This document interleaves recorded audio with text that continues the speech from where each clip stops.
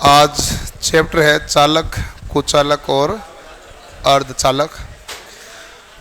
अर्धचालक के बारे में स्टडी तो जनरली इलेक्ट्रॉनिक्स के अंदर ही होती है पूरी। इलेक्ट्रॉनिक्स में डायोड, ट्रांजिस्टर सारे अर्धचालक ही होते हैं। हमें मुख्य रूप से स्टडी करनी है चालक और कुचालक के ऊपर। तो सबसे पहले हम देखते हैं चालक के बारे में।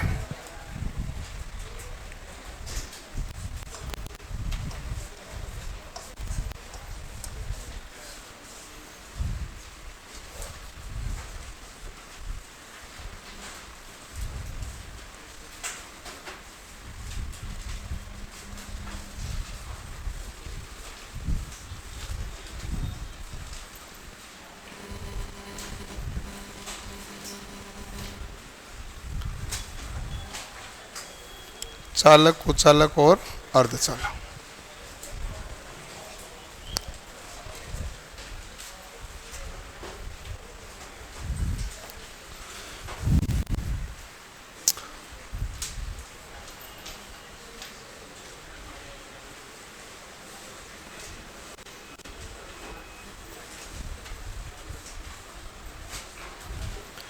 चालक यानी कंडक्टर।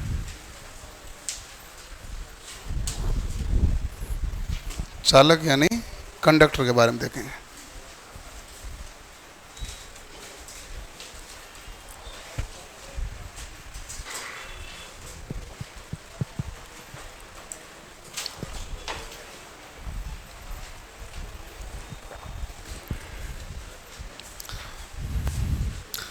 चालक कौन सा होता है जिसमें आप कहोगे मुक्त इलेक्ट्रॉन का प्रवाह हो। इलेक्ट्रॉन का प्रवाह तो इलेक्ट्रॉन इधर उधर जाएगा, इलेक्ट्रॉन इधर उधर जाएगा, जिसके कारण धारा का प्रवाह होगा।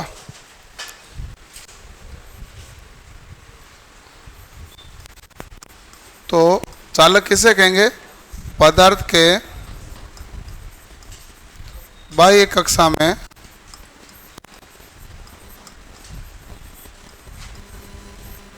मुक्त इलेक्ट्रॉन हो। मुक्त इलेक्ट्रॉन कितने हैं भाई? 1, 2 या 3 इलेक्ट्रॉन है। ये हमारे पास क्या होता है? मुक्त इलेक्ट्रॉन। मुक्त इलेक्ट्रॉन इधर उधर घूमेगा, उसी हिसाब से हमारे पास क्या होगा? धारा का प्रवाह होता है। चालक होता है, उसका आकार कैसा होता है? कैसा भी हो सकता है। कैसा होता है? वर्ताकार, वर्गाकार, कैसे भी हो सकता है। चालक है, जिसमें धारा का प्रवाह करें वो चालक है। देखो, चालक का अनुप्रस्थ काट क्षेत्रफल कोई सा भी हो सकता है। चालक में जो तार होता है उसका अनुप्रस्थ काट क्षेत्रफल क्या होता है? वर्ताकार। ठीक है। तो चालक का आकार, चालक का अनुप्रस्थ काट, तो आप कहेंगे वर्गाकार भी हो सकता है, आयताकार भी हो सकता है, त्रिभुजाकार भी हो सकता है, वर्ताकार भी हो सकता है, कोई भी एवं कोई भी आकार। लेकिन यदि यह आ जाए चालक तार का आकार, यहां चालक तार का अनुप्रस्थ काट कैसा होता है भाई? वर्ताकार। तार हमारे पास कैसा होता है? वर्ताकार। क्योंकि तार होता है उसके ऊपर हमारे पास क्या चढ़ाना पड़ता है? इंसुलेशन। कुचालक होता है तो ऊपर वाला भाग जो चढ़ाया वो आपने क्या चढ़ाया है? इंसुलेशन।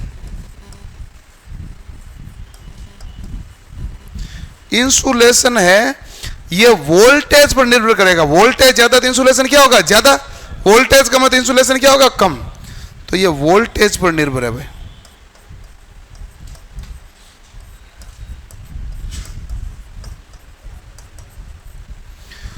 और ये जो चालक तार है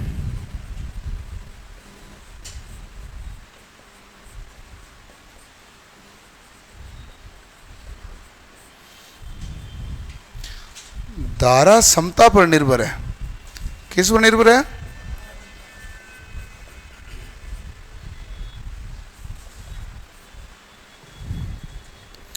चालक तार होता है वो धारा समता पर निर्भर होता है। चालक आपके पास धारा के प्रवाह के लिए जरूरी है, परिपथ पूरा करने के लिए भी जरूरी है, और उपभोग युक्तियों का प्रयोग करने के लिए भी क्या जरूरी होता है? चालक।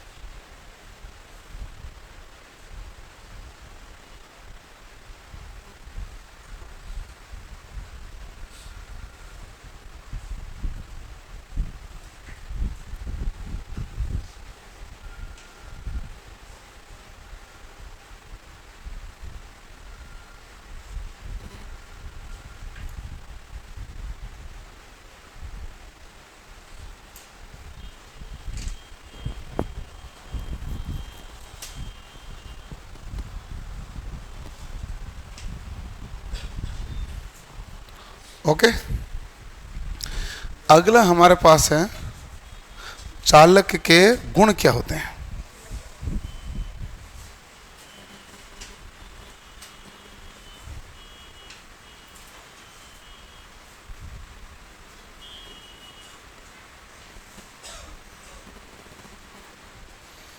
चालक के गुण क्या होते हैं?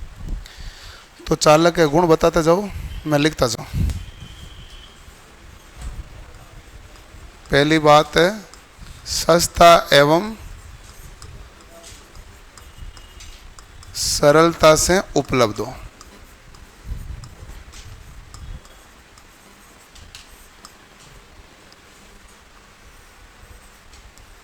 प्रतिरोध ज्यादा होना चाहिए, कम होना चाहिए?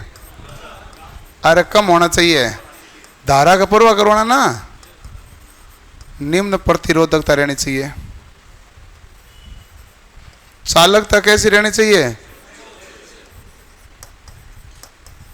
मजबूत होना चाहिए कि कमजोर होना चाहिए?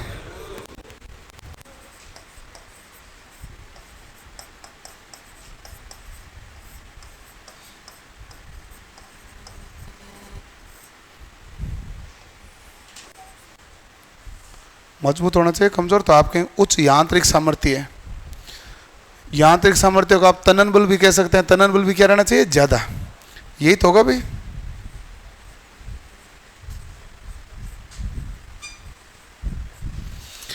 और ऑक्सीकरण की क्रिया या संक्षारण क्या होना चाहिए? कम होना चाहिए।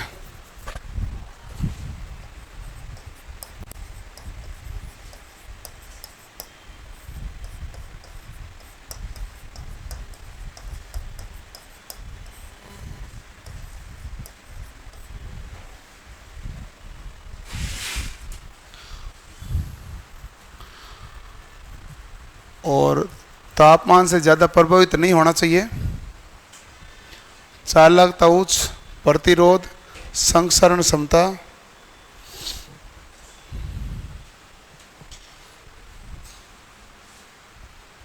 मजबूत ज़्यादा होना चाहिए।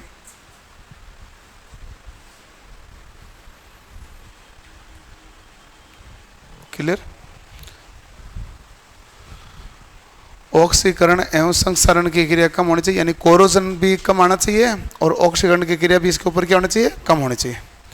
ताप सहन करने योग्य होने चाहिए।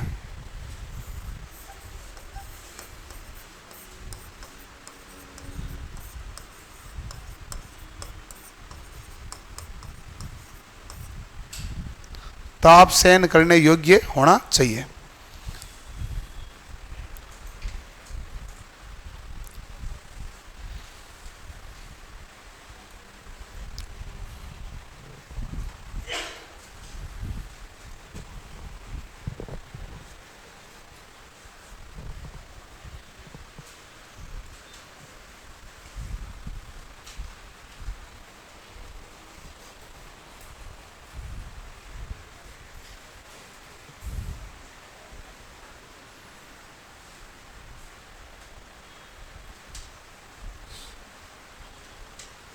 क्लियर हो गया?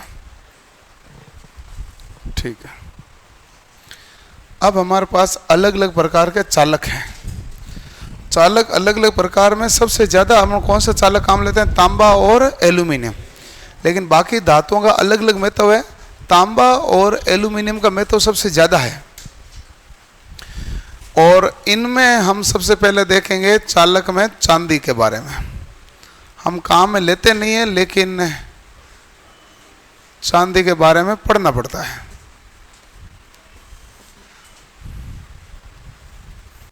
बताइए इसका परमाणु क्रमांक कितना है? 47। प्रतिरोधकता कितनी है? बताओ भाई। 1.59 इंटू 10 की घात -8 ओम मीटर। परमाणु क्रमांक आ गई, प्रतिरोधकता आ गया। गलनांक कितना है? 960 डिग्री सेल्सियस। सर्वाधिक चालकता किसकी होती है?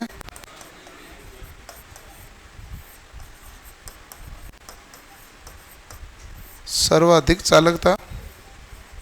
ठीक है। इसका उपयोग कहाँ करते हैं?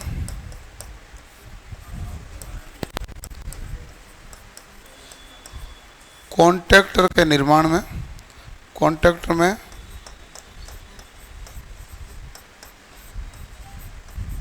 रिले में वहाँ पर उपयोग करते हैं। ये हमारे पास इसके बारे में कह सकते हैं ये मूल्यवान धातु है। ऐसा कोई पूछता तो है नहीं, बट एक लाइन लिख दूं, मूल्यवान धातु और सफ़ेद कलर में, ग्रे सफ़ेद कलर है या हल्का सफ़ेद रंग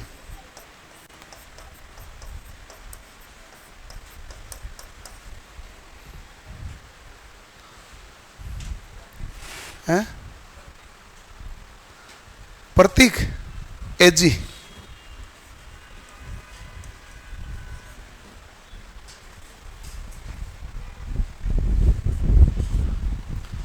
चांदी, तांबा, एल्यूमिनियम, तीन का थोड़ा देखना पड़ता है। चांदी तो फिर भी, चांदी में सवाल क्या आता है? सर्वाधिक चालकता किसकी होती है? चांदी की।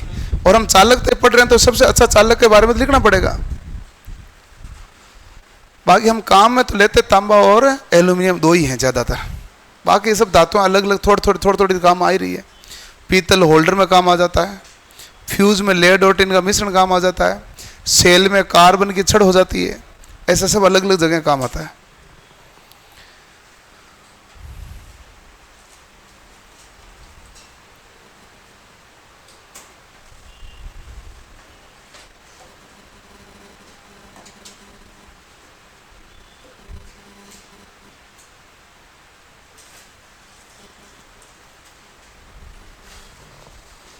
लिख ले भाई।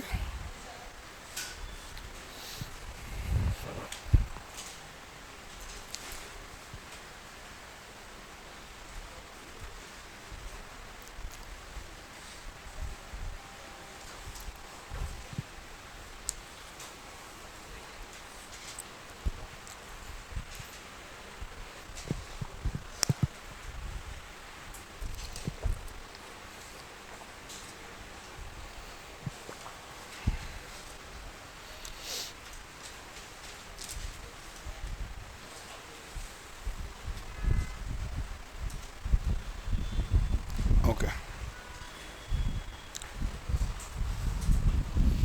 अगला हमारे पास है चांदी के बाद में दूसरा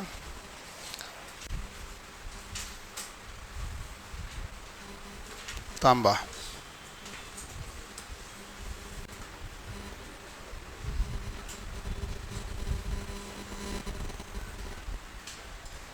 तांबा यानी कॉपर। ठीक है।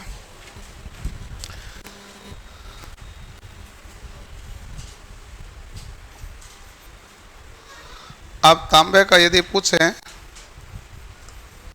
परमाणु क्रमांक कितना है,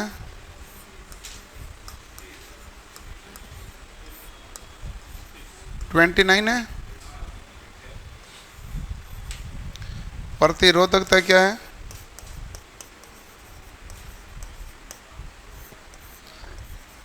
1.72 इंटू 10⁻⁻8 ओम मीटर। चांदी के बाद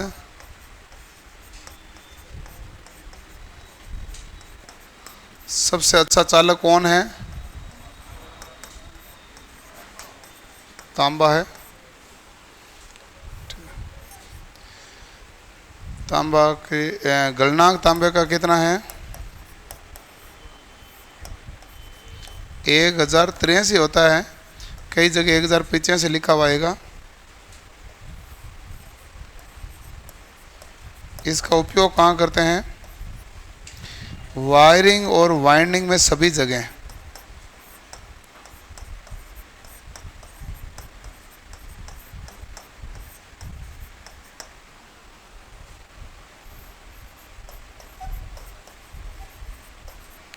विद्युत में सर्वाधिक उपयोगी कौन सी धातु है भाई, तांबा।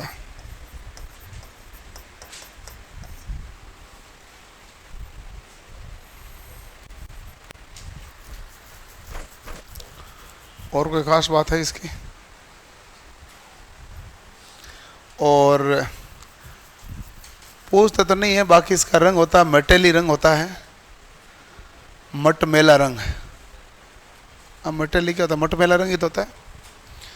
तो परमाणु क्रमांक आ गया, कॉपर को हम क्या लिखते हैं, Cu।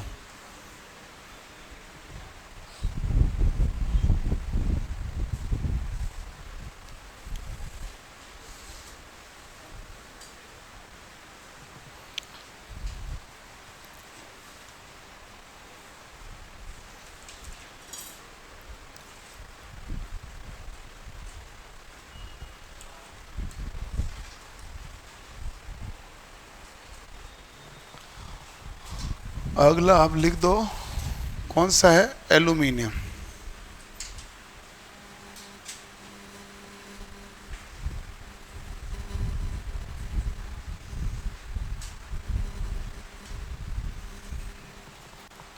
एल्यूमिनियम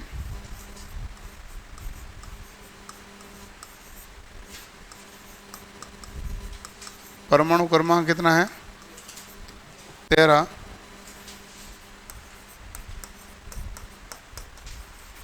प्रतिरोधकता कितनी होती है भाई इसकी, 102.6 इंटू 10⁻⁻8।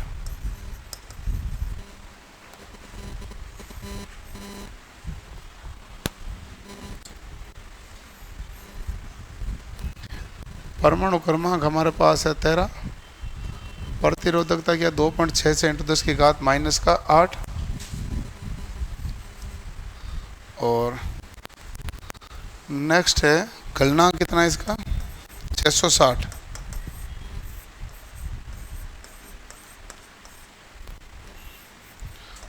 उपयोग कहाँ करते हैं भाई,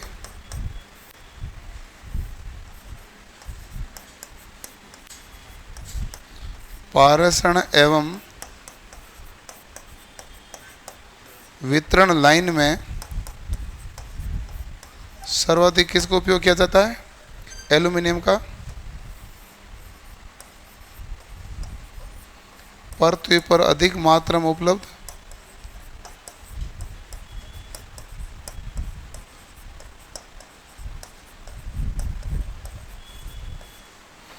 अतः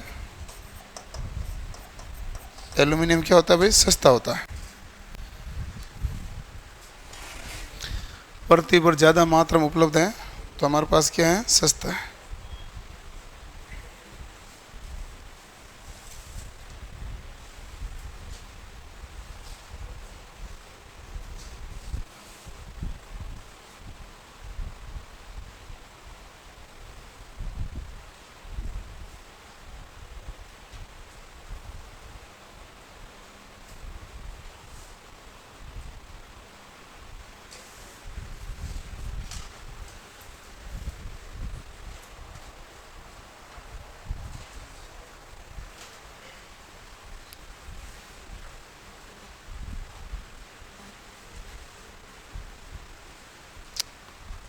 लिए भाई यहाँ तक तो अपने पास डाटा लगभग आ गया। पारेषण और वितरण लाइन में सबसे ज़्यादा किसको काम लेते हैं भाई? एल्यूमिनियम को। एल्यूमिनियम तो हम क्या लेते हैं? ACSR लेते हैं ज़्यादा। क्या लेते हैं भाई? ACSR। तो ACSR की फुल फॉर्म क्या होती है? Aluminium conductor steel reinforced. तो एल्यूमिनियम तो चालकता के लिए काम लेते हैं और मजबूती के लिए किसको काम लेते हैं? स्टील को। तो बताओ दोनों में ज़्यादा मजबूत कौन हुआ? इन दोनों में तांबा। एल्यूमिनियम कमजोर है, तभी तो साथ में किसको काम ले रहे हैं? स्टील को, क्योंकि एल्यूमिनियम क्या है? कमजोर है, ज़्यादा मजबूत नहीं है।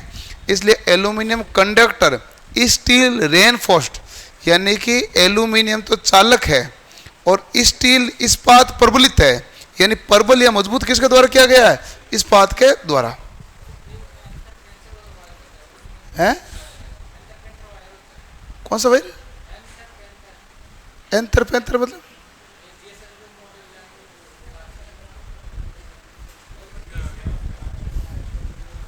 नहीं, मैं समझ नहीं है यार, बिना समझे मैं क्या बताऊंगा। अब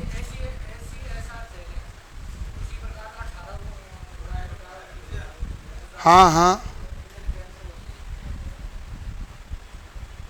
ऐसा कोई एंतर पेंतर तो नाम को तो नहीं है, कोई अलग होगा।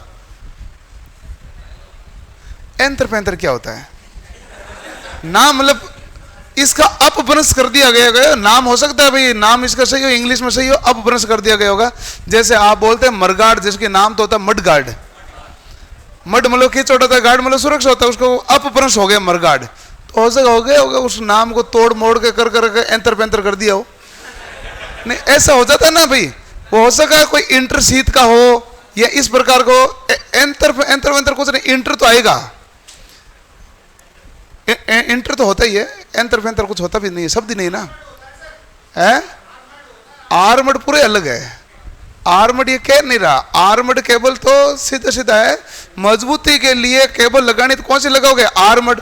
आर्मड के में केबल होती है, केबल अंदर चालक होता है, उसके ऊपर एक कुचालक लगाया, कुचालक ऊपर लोहे की जाली होगी, उसके ऊपर और कुचालक होगा। उसको कहाँ काम लेते हैं?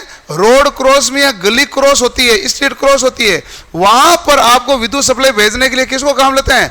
आर्मड केबल को, ताकि ये एकदम किसी के अड़ जाए या रुकावट पैदा करें तो टूटे नहीं केबल। टूट भी जाए केबल तो ऊपर वाली जो लोहे वाली भाग है ना, वो अर्थिंग होती है, इसलिए किसी का विद्युत का झटका नहीं आए, तो वो तो आर्मड केबल है। जो भी है तो उस केबल का नाम छोड़ तो सीधा वैल्यू पर आगे क्या है?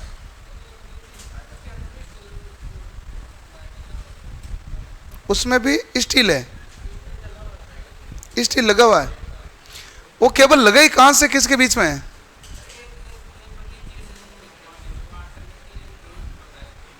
जीएसएस पर लगी हुई थी, छोड़ो फिर पढ़ रहने दो। आप, मैं समझ नहीं पाया। जीएसएस पर दो तारों को, वायर को कनेक्ट करने के लिए लगाई होगी। हम समझ रहे थे जीएसएस में लगाने का मतलब है पारेषण और वितरण है।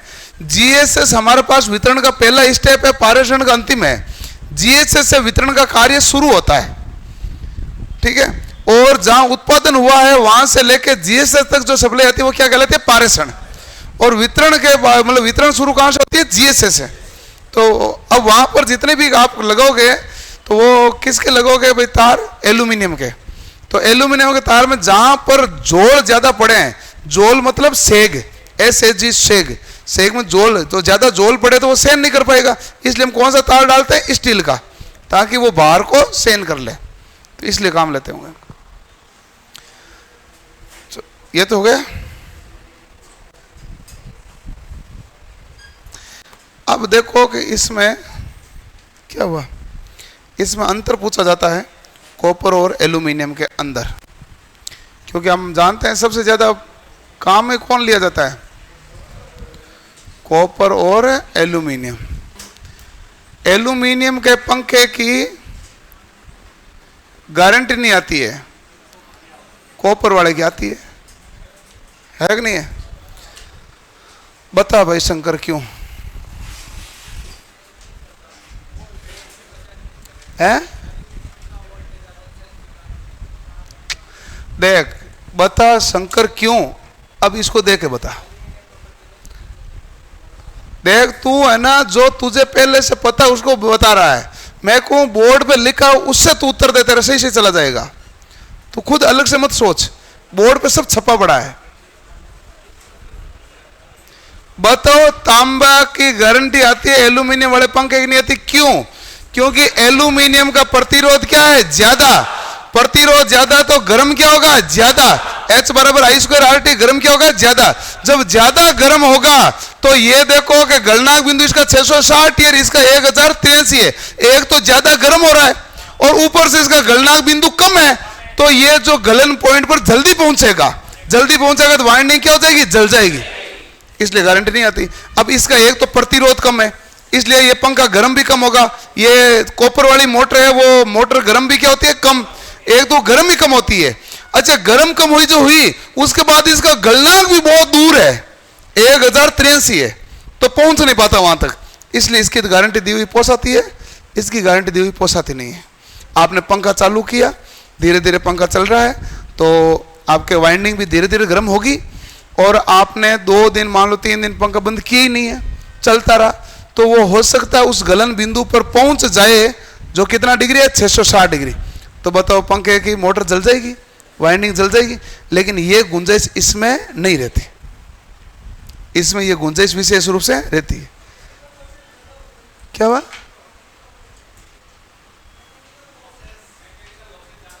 Mechanical losses? मैकेनिकल लॉसेज नहीं, इलेक्ट्रिकल लॉसेज है। अच्छा चलो ठीक है, आपकी बात मान लेते हैं। एल्यूमिनियम में मैकेनिकल लॉसेज ज्यादा होते हैं, तो आप बताओ मैकेनिकल लॉस कौन सा हुआ? एक मिनट और है,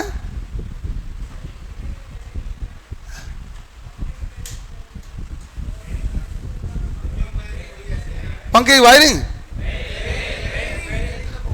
बेरिंग तो चाहे दोनों में सेम लगाओ ना, वो तो एल्यूमिनियम वाले में इसमें। मैं बताऊं आपको, मैंने पंखा लेके आ गया और कॉपर वाला लेके आ गया, अब मैं वाइंडिंग करने गया तो वो उसने कहा कि कॉपर वाइंडिंग के रुपए लूंगा मैं 700, एल्यूमिनियम वाले के लूंगा मैं 300। तो अब मेरा मैकेनिकल लॉस तो कैसे नहीं बना? बेरिंग मेरा सेम है, सब कुछ सेम है, हमारा केस क्या है? Electrical loss.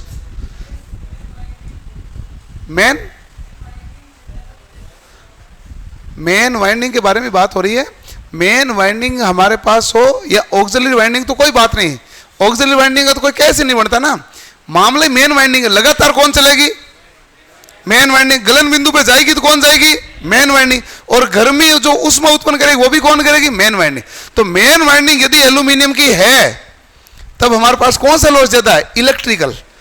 क्योंकि H बराबर I² RT से जो लॉस आएगा वो क्या आएगा? इलेक्ट्रिकल। मैकेनिकल लॉस आता है घर्षण के कारण। अब तो मैकेनिकल लॉस किसके कारण आता है? घर्षण के कारण। और घर्षण में हमारे पास घर्षण को कम करने के लिए हम क्या लगाते हैं? बेरिंग।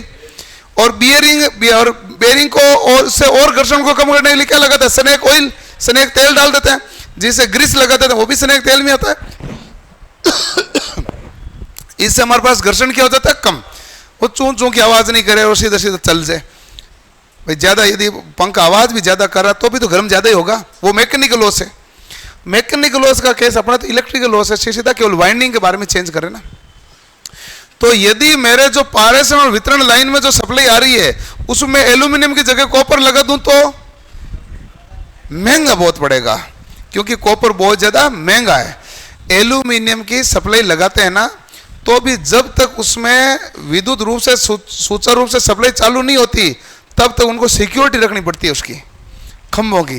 खंभों के बीच में पेट्रोलिंग की गाड़ी घुमानी पड़ती है लगातार, कि पता चला कि इन्होंने आगे तार लगे पीछे लगे, ऐसा खतरा होता है। क्योंकि बहुत महंगे होते हैं, भारी है, धातु है, ठीक है। और उसके बाद में लगा दिया, सुचारू रूप से चालू हो गई, फिर क्या होता है कि एक वायर में मान लो 3 फेज करंट दी, 6 घंटा लाइट देते हैं 3 फेज। तो गांव में कितने घंटा आते? 6 घंटा, 3 फेज आई। उसके बाद में ज्यादातर लाइट 6 घंटा देते हैं, 8 घंटा देते हैं, कई जगह 5 घंटा देते हैं, 3 फेज लाइट इतनी आती है। उसके बाद में आती है सिंगल फेज लाइट, जो घरेलू सप्लाई के लिए सिंगल फेज। जब सिंगल फेज लाइट आती है उस समय भी 2 फेज के अंदर हल्का करंट भेजा जाता है, कि जैसे तार तोड़ोगे वहां टी टी की आवाज पता चल जाती है। अब ये भी पता चलता था कितनी दूर पर टूटा है। आजकल जीएसएस पर सिस्टम आ गया, वो दूरी भी पता चल जाती है। तो इसलिए हल्का करंट उसके अंदर भी देते हैं। जब उस 2 तार में हल्का करंट आता है तो उसके साथ में बैटरियों का कैपेसिटर का सिस्टम लगा के उसको 3 फेज बना के मोटर भी चला लेते हैं लोग, ऐसा करते हैं। तो 2 फेज हल्का करंट तो उनको सिक्योरिटी के लिए भेजना पड़ता है उनको। ठीक है, अब अपने कॉपर और एल्यूमिनियम के बीच में अंतर का इंपॉर्टेंट सवाल क्या है? आप बताओ कि घनत्व किसका ज्यादा है? कॉपर का। कॉपर का घनत्व क्या होता है? ज्यादा।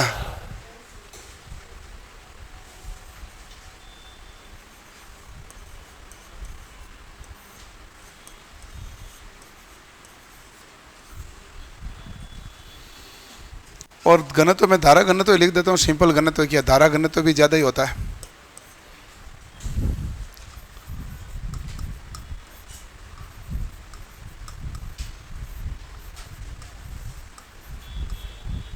ठीक है,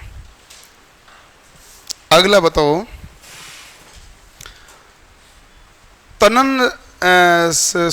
तन्यता और आघात वर्धने का गुण किसमें ज्यादा, इन दोनों में?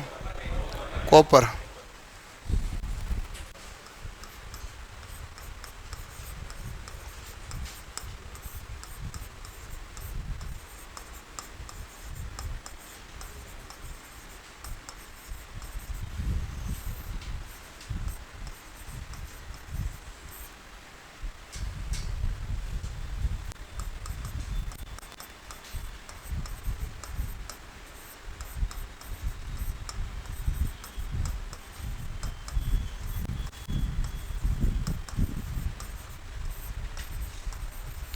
तन्यता तो किसे कहते हैं? जिसे पतला तार बनाया जा सके, और आघात वर्धने कहते हैं पतली सीट बनाई जा सके। तो इससे ज्यादा पतली सीट बनेगी, इससे पतली सीट क्या बनेगी? कम बनेगी। तो यह निम्न है। एक देखो, मैं ताप गुणांक का मान तो भूल गया हूं, वैसे आप एक बार लिखना मत, कोई एक जना सर्च करना कितना है। ये 0.00393 है कि 2 ही 0 1 3 0 आगे, बस लपड़ा यही है। एक चेक कर लेना पहले, कोई लिखना मत भाई। है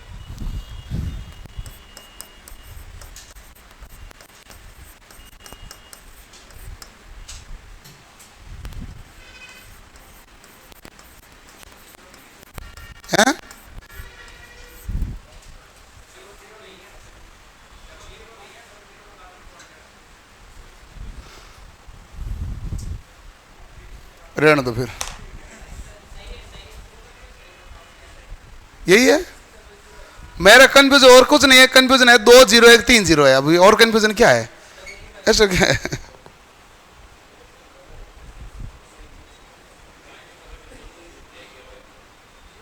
कॉपर टेम्परेचर कोफिशिएंट,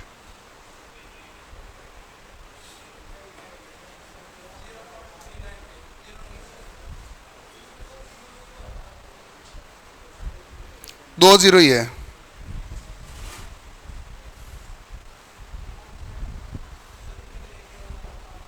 कहाँ है?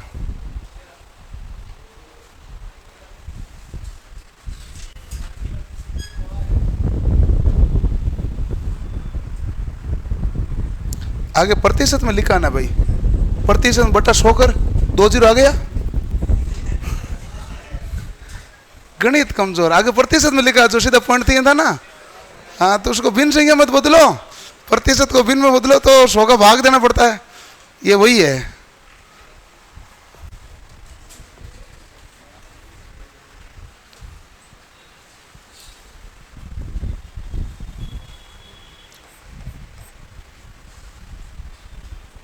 कई मामला गड़बड़ है गणित गुणित। अब देखो, एक इंपॉर्टेंट सवाल परीक्षा में पूछा जाता है। सवाल यह है, समान जो अनुप्रस्थ काट क्षेत्रफल का यदि तांबा और एल्यूमिनियम दोनों के तार को काम में लिया जाए तो हमारे पास कॉपर की चालकता है वो एल्यूमिनियम की चालकता से 60% क्या होती है, अधिक, या 50% अधिक होती है, 60.6%। तांबे की चालकता एल्यूमिनियम की चालकता से कितनी अधिक है, 60.6%। यदि समान चालकता के लिए एल्यूमिनियम का वजन है जो कॉपर के वजन की तुलना में क्या ज्यादा होना चाहिए, 50.5%। तो लिखो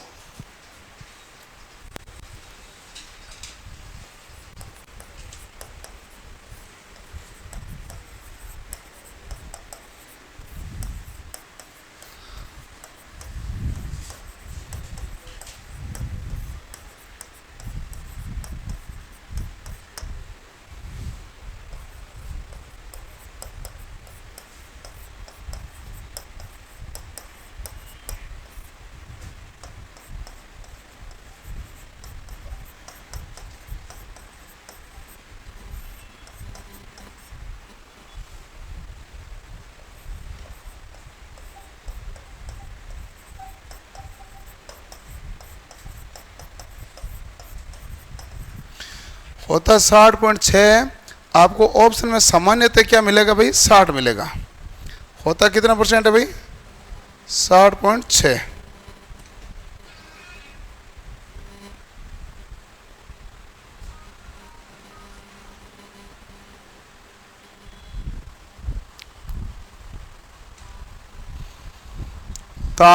तांबे के तार की चालकता एल्यूमिनियम की चालकता से कितनी ज्यादा है, 60.6।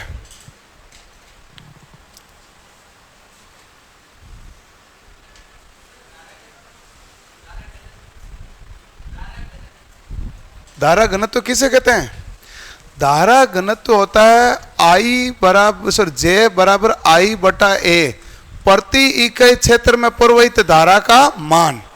तो बताओ एल्यूमिनियम और कॉपर में ज्यादा किस में प्रवाहित होगी, कॉपर में। ठीक है,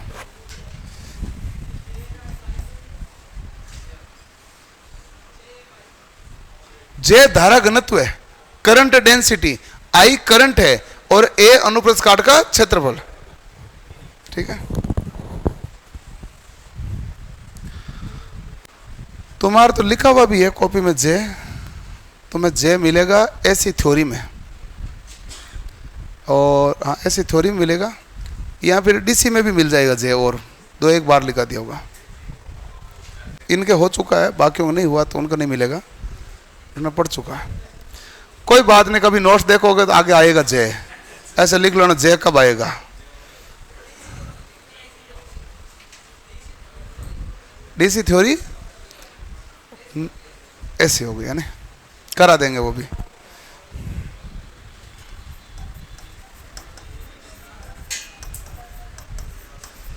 समान चालकता पर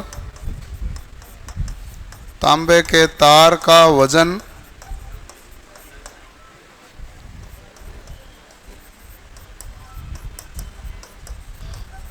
एल्यूमिनियम तार के वजन से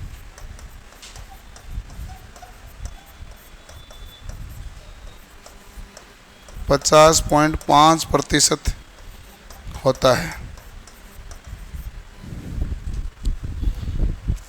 चालकता पूछे तो कितना परसेंट है भाई, 60। किसकी ज्यादा होती है चालकता, कॉपर की, और वजन किसका कम होता है, कॉपर का।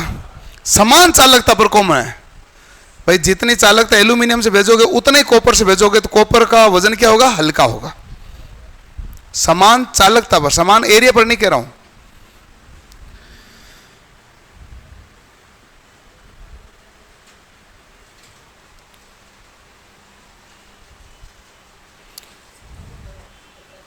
किसकी, क्या तांबे की कम होती है, ऐसा नहीं। आप मेरी फिर बात नहीं समझे, पूरी लाइन देखो। ऐसा है कि यदि मान लो समान अनुप्रस्थ काट का क्षेत्रफल है, ऐसे बराबर बनाया हुआ है, तब तो वजन में भारी कौन है, तांबा। एल्यूमिनियम क्या है, हल्का। लेकिन जब मैं कहूं कि आप ना तांबे के चालकता और एल्यूमिनियम की चालकता बराबर करो, तो यदि मान लो ये हमारे पास एल्यूमिनियम का है तार और उतनी चालकता के लिए तांबे का तार हमें क्या चाहिएगा, पतला। इसलिए तांबे के तार का वजन है जो एल्यूमिनियम से क्या होगा, कम। समान चालकता पर, किस पर है, तो तांबे के तार का वजन है जो एल्यूमिनियम के तार के वजन का कितना परसेंट होगा, 50.5%। समान चालकता पर है। बाकी समान, यदि समान एरिया करोगे तो वजन कौन भारी होगा, तांबा, क्योंकि तांबा का घनत्व भी क्या होता है, ज्यादा। तो जिसका घनत्व ज्यादा होगा वो समान एरिया में तो भारी होगा ना भाई। मामला ये है, ये क्लियर। अब बताओ और कोई हिस्सा। एल्यूमिनियम 3 मोटे मोटे हो गए, चौथा लो सोना।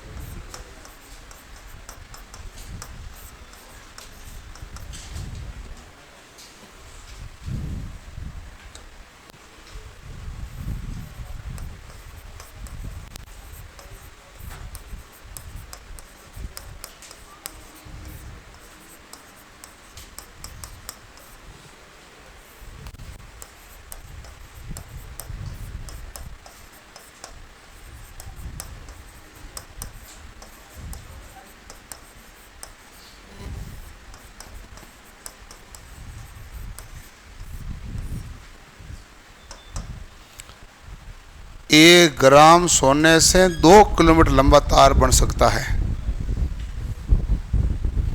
तो काफी बड़ा है, हैं? किसे ट्राई कर सकते हैं, तो लेके आ, कोशिश करते हैं अपन भाई। तार लंबा होगा तो लंबा तार ले जाना, छोटा रहेगा तो छोटा ले जाना, तुझे वापस दे देंगे। बिना लेके आए तो पता कैसे करेंगे ना। हम इतनी तन्यता का प्रैक्टिकल कैसे भी पॉसिबल नहीं होता हमारे लिए। न आघात वर्धनीय का पॉसिबल है। अब आघात वर्धनीय में भी हमने ये लिखा ना, विद्युत रूप से नगण्य उपयोग, ये तब लिया था गोल्डस्टीन ने, और उन्होंने लिया था एक स्वर्ण पट्टी का बनाई थी परत, उसके ऊपर इलेक्ट्रॉन की बम्बार्डमेंट कराई थी, जिसे धनावेश के बारे में खोज की थी। तो वहां पर वैसे प्रैक्टिकलों में कई काम में ली गई थी।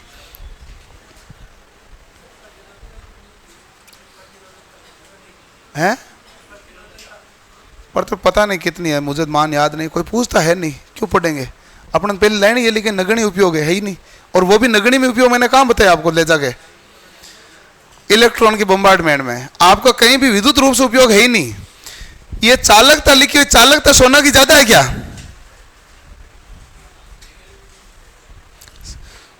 एल्यूमिनियम से ज्यादा है, तांबा से कम है। तो बताओ मैं सोना क्यों काम में लूंगा, कोई कैसे नहीं है। एक तो महंगी धातु बहुत ज्यादा, ऊपर से चालकता भी अच्छी नहीं है, तो इसको कहीं काम में वैसे लेते ही नहीं है। नहीं लेते, मैंने प्रतिरोधकता लिखा ही नहीं, क्यों, हमारे लेना देना नहीं है प्रतिरोधकता से, कहीं विद्युत रूप से कहीं काम है नहीं लेते हैं। न मैंने याद की, न आपको याद करने की आवश्यकता, न माथा फोड़ी करने की जरूरत। सही बात है कि नहीं है, जरूरत नहीं है ना भाई। और इसका परमाणु क्रमांक आपको केमिस्ट्री पढ़ी है तो आपको पता होगा, 79 है। यह भी पूछा हुआ नहीं है, अपने विद्युत में इसका कोई योगदान नहीं है।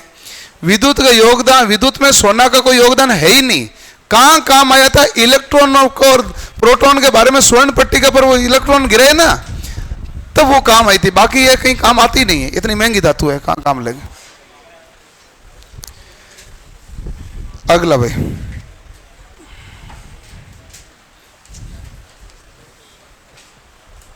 एक धातु है प्लेटिनम।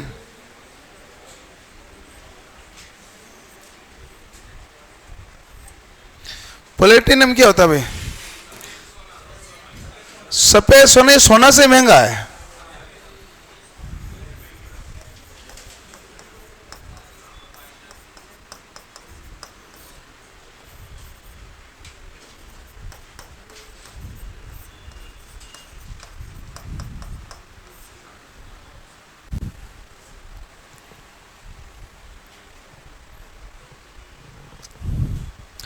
सोना के भाव हर दिन चेंज होते हैं, प्लेटिनम के हर दिन चेंज नहीं होते हैं। सामान्य पता नहीं क्यों प्लेटिनम है ही कम है।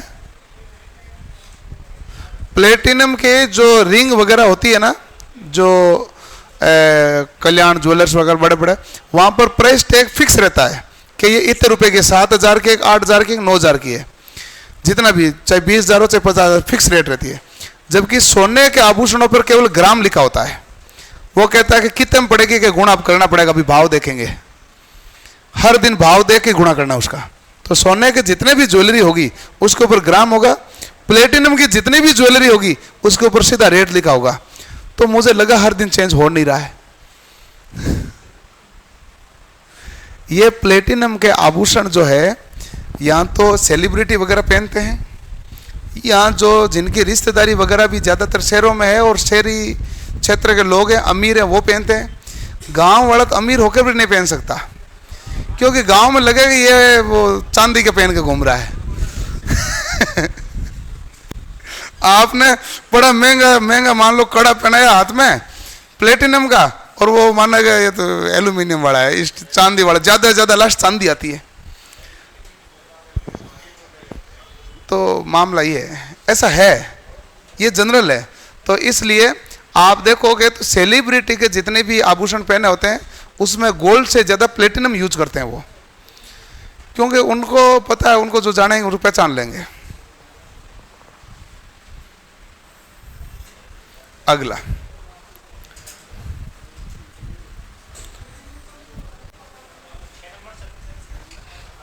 छह खा गई क्या? तो 6 नंबर क्या लिखे हैं? ये होल्डर वगैरह किसके बनते हैं? पीतल के लिख दो भाई।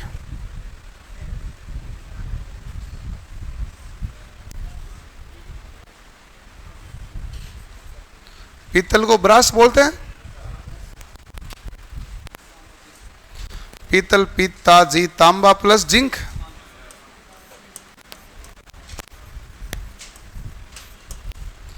पीतल में होता है ये पी है, ये ता है, ये जी है, ऐसे याद रह जाएगा। तांबा प्लस जिंक से मिलकर बनता है। मजबूती अधिक होती है,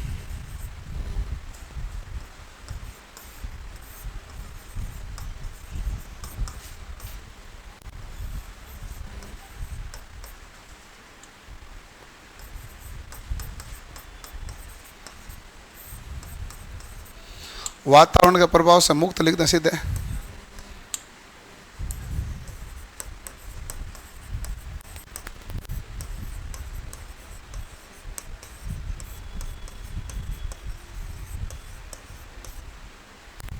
उपयोग कहाँ लेते हैं भाई? होल्डर में ले लेते हैं।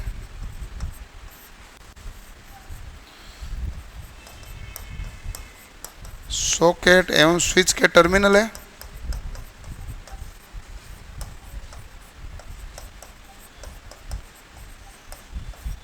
सॉकेट और स्विच के टर्मिनल किसके बने होते हैं? पीतल के। होल्डर भी किसका होता है? पीतल का। क्यों होता है? क्योंकि वातावरण के प्रभाव से मुक्त होता है, मजबूत क्या होता है? ज़्यादा, इसलिए हम इसका प्रयोग करते हैं।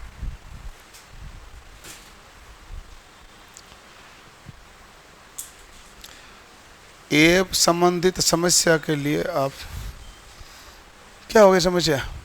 ऐप सही से नहीं चल रहा। ऐप सही से नहीं चलता तो कमेंट कैसे करता ये? तो धीरे खुल रहा होगा तो नेटवर्क इशू है। ऐप सभी का बराबर है। बाकी ऑनलाइन में आलसी भरे हैं, इसके नोट्स चाहिए। नोट्स सबसे ज़्यादा डिमांड होती है इलेक्ट्रिशियन में, है कि नहीं है? कोई लिखना नहीं चाहता, सब चाहता लिखा हुआ पड़ा रहे। लेकिन मैं आपको बता दूं कि टेक्निकल में काफ़ी सारे चैप्टर हैं, मूल रूप से जो टेक्निकल है वो बिना लिखे समझ में आए नहीं। मेरे नोट्स थे, हैंड रिटन नोट्स की बुक चलती थी, बहुत ज़्यादा चलती थी, और उसको मैंने ही बंद किया, और वो अब अवेलेबल ही नहीं है। और वो बंद करने का कारण ये था चालू करने के कारण ये था कि 1.5 महीने बाद परीक्षा थी टेक्निकल हेल्पर की, तो बच्चों ने कहा इतना लिख कब पाएंगे, लिखेंगे तो पढ़ेंगे कब। तो अचानक परीक्षा आई, तब हमने उस समय लॉन्च की थी, और उसी समय जो 15-20 दिन के अंदर जो दी वो दे दी, उसके बाद हमने बंद कर दी। वो दिन है, उसके बाद आज का दिन है। अभी तक ऐसा कोई एग्ज़ाम आया नहीं जिसमें आपको 2 महीने या 3 महीने में एग्ज़ाम हो तुरंत ही। यदि ऐसा कुछ टाइम आ जाए 2 महीने के अंदर वो एग्ज़ाम कब लिखे क्या करें, तब जाकर निकालना पड़ता, नहीं तो बाकी आपके खुद के लिखे हुए नोट्स ही सबसे इंपॉर्टेंट होंगे। क्या हुआ? सभी भर्ती में से 18 की भर्ती में विज्ञप्ति आई थी 2 जुलाई को, और ये आपके 20 या नहीं, उससे 21-22 तक तो फॉर्म भरे गए थे, या फिर 1 तारीख तक फॉर्म थे। 21 अगस्त से एग्जाम स्टार्ट थे, 21, 22, 23, फिर बीच में शायद 1 या 2 दिन की छुट्टी थी, फिर हैं 2 बीच में छुट्टी थी। 18 शिफ्ट में एग्जाम हुआ था, वो लिख लिया। तो नोट्स उस समय जरूरत होती है, तो आप भी किसी दूसरे नोट्स के भरोसे नहीं रहना। जब लिखने का मौका है लिख लेना चाहिए, जहां लिखने की जरूरत नहीं आएगी वो खुद ही दे देंगे हम।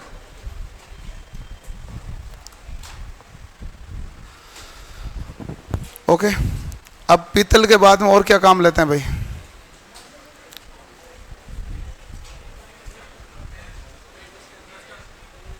हैं? टंगस्टन, बिल्कुल सही बात है। कितना नंबर है?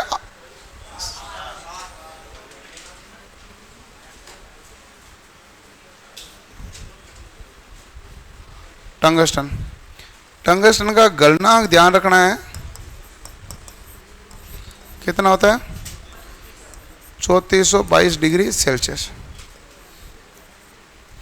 इसका उपयोग होता है बल्ब का फिलामेंट बनाने के लिए।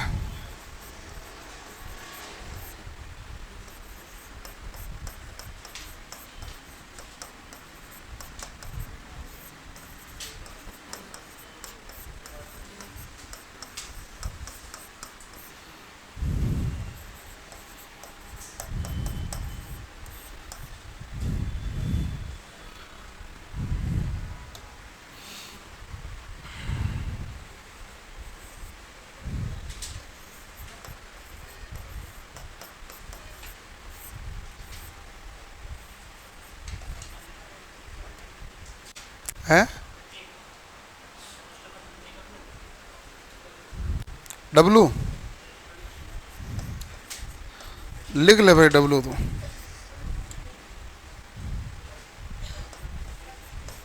है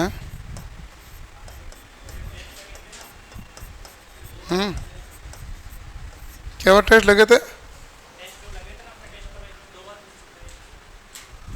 हाँ, तो फिर तो 2 बार में याद हो जाना चाहिए ना आपको। तो इसका मतलब आप मेरा नॉलेज ये करना चाह रहे हैं? दोनों बार ही गलत हुआ।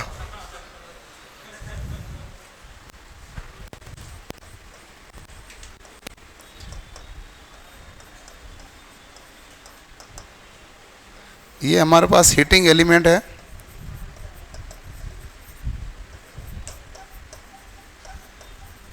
उसमें तंतु,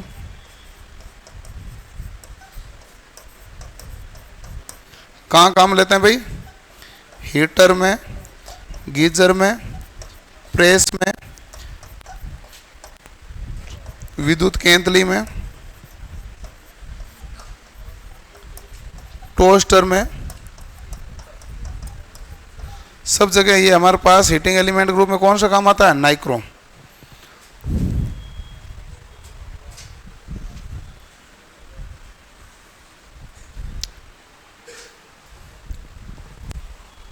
एक होता है लेड,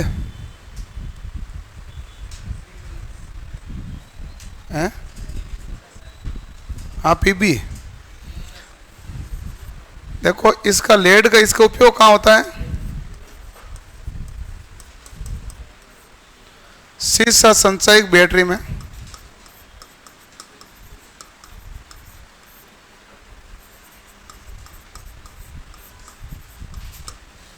लेड एसिड बैटरी में टर्मिनल किसके बनाएंगे? प्लेटें किसकी बनेगी? लेड की। ठीक है,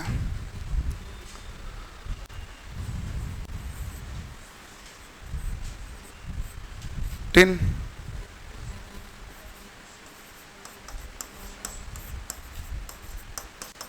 इसका प्रयोग लेड के साथ किया जाता है।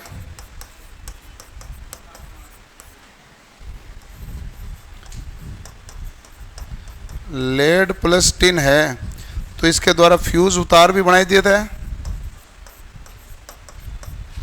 और सोल्डर तार भी बना दिया जाता है। लेड की मात्रा जितनी ज़्यादा होगी कठोरता उतनी क्या होगी भाई, बढ़ेगी। लेड की मात्रा ज़्यादा होगी तो कठोरता क्या होगी, ज़्यादा।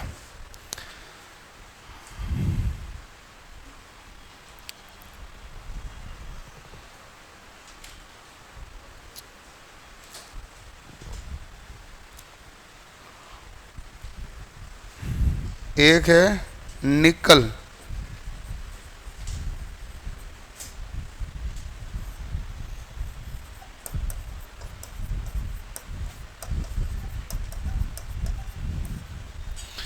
निकल आयरन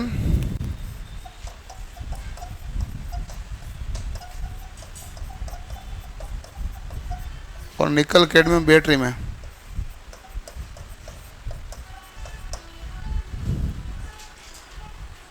एक होता जिंक जस्ता,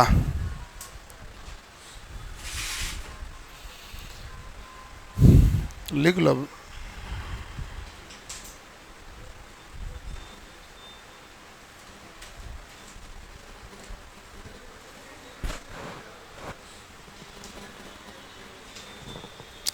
क्या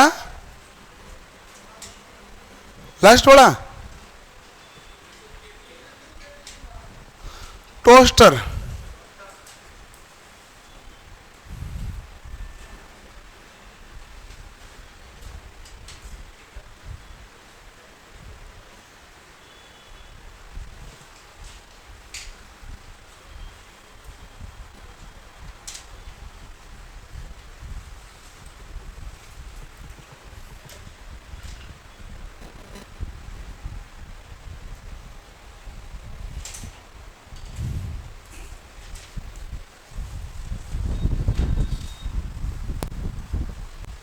लिख लिया भाई।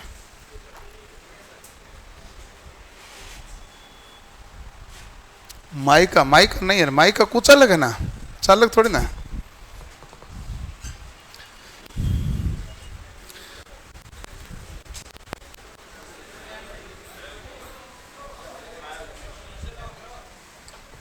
लिख लो आप आराम से।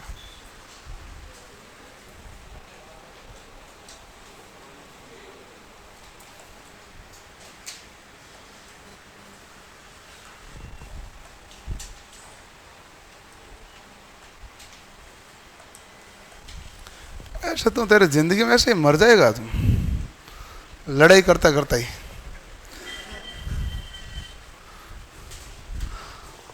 आराम से रहो ना, तो पटे माथा फोड़ी करो नहीं, क्यों ऐसे एक दूसरे माथा फोड़ी करो।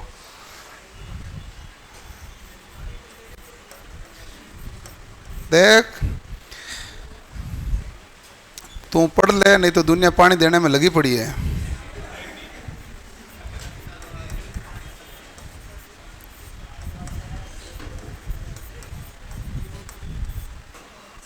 ये ध्यान रखना। तांबा है 84% प्लस 12% मैग्नीज, 4% निकल।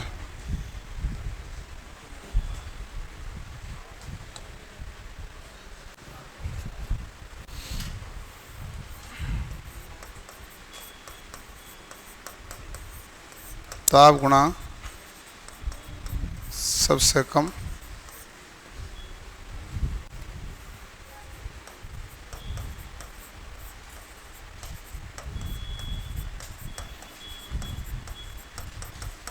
मापक यंत्र में उपयोग कर लेते हैं इसका।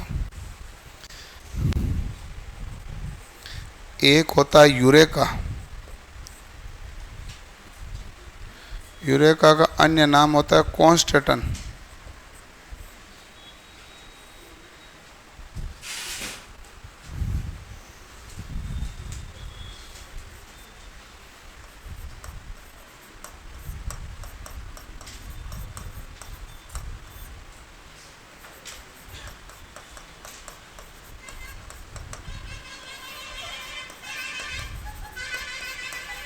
पंखे का रेगुलेटर इससे बनते हैं।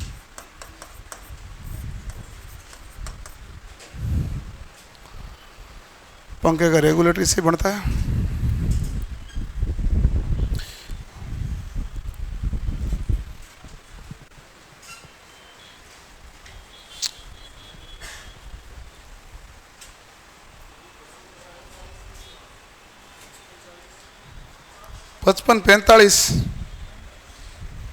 पचपन 45 यहाँ 60-40, 55-45 यहाँ 60-40।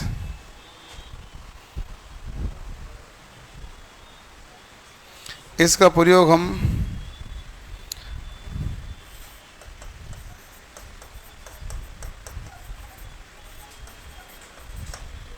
प्रतिरोधक में भी काम लेते हैं और इसका भी प्रतिरोधक में काम लेते हैं।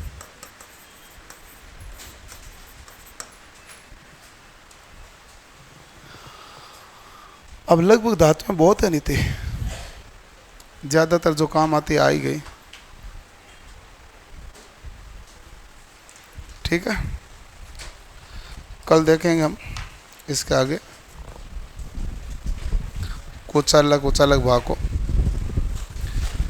कल कुचालक पढ़ के उसके बाद पढ़ेंगे सोल्डरिंग के बारे में, सोल्डरिंग और अर्थिंग वगैरह। तो जिस दिन जोर से बोलेगा उस दिन मैं सुन लूँगा।